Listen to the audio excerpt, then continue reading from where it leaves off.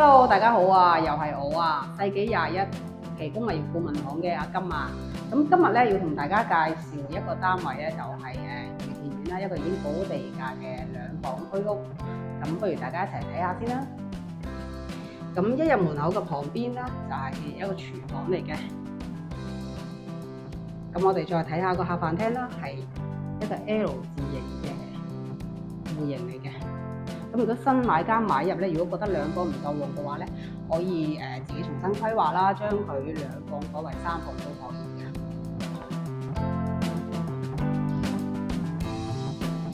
咁呢個單位咧原則咧係有一個儲物房㗎。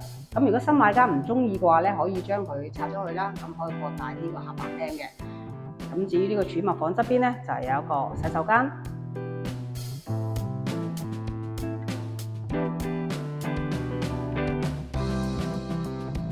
跟住落嚟睇下個主人房啦。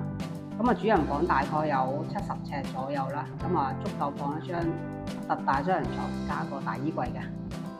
咁細房咧同主人房都係一樣啦。咁原業主咧裝修嘅時候咧係冇裝到一啲入牆嘅傢俬啦。咁方便翻新買家喺裝修嘅時候咧可以選購翻自己心儀嘅傢俬啦。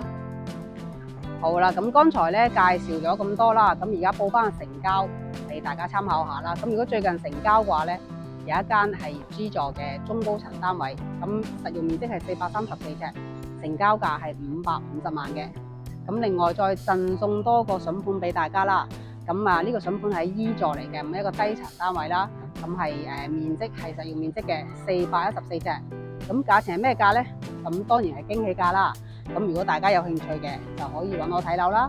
咁另外咧，想提大家啦，因為愉田苑呢個屋苑咧，之前已經做咗大廈維修噶啦。咁如果新買家買入之後咧，就唔需要擔心話之後要付一筆咧昂貴嘅大廈維修費啦。